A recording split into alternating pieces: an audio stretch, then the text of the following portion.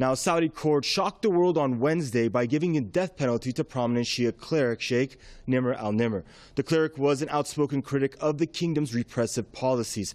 Riyadh has now come under fire over the death sentence, and pressure is expected to mount on the ruling royal family, which is a close U.S. ally. Ayatollah Nimr al-Nimr is a vocal supporter of a popular uprising that erupted in Saudi Arabia in 2011. He was attacked, shot and arrested in Qatif in July 2012, triggering protests that left several people dead. Sheikh Nimr was initially charged with banditry. Human rights groups expressed grave concern at the time that he would not receive a fair trial.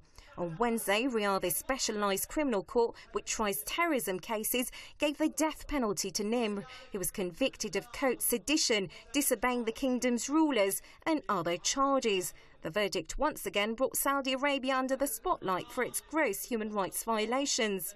Very clearly, identifies the level of oppression in Saudi Arabia, and no dissent by anyone is tolerated. People are actually put in prison, abused, tortured, etc.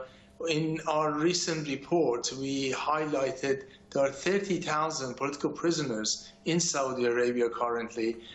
Soon after the verdict was announced, worldwide reactions began to pour in. Leading human rights organisation Amnesty International said the sentence is appalling and must be immediately quashed.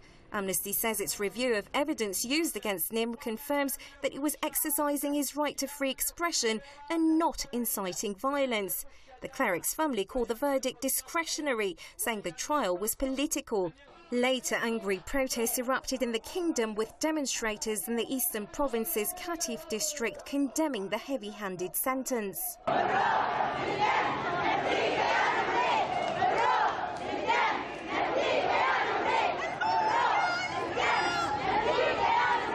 In neighbouring Bahrain, where Saudi Arabia has been aiding Manama's crackdown on dissent, protests were held in solidarity with the Sheikh. Clashes erupted between regime forces and protesters in the village of low200.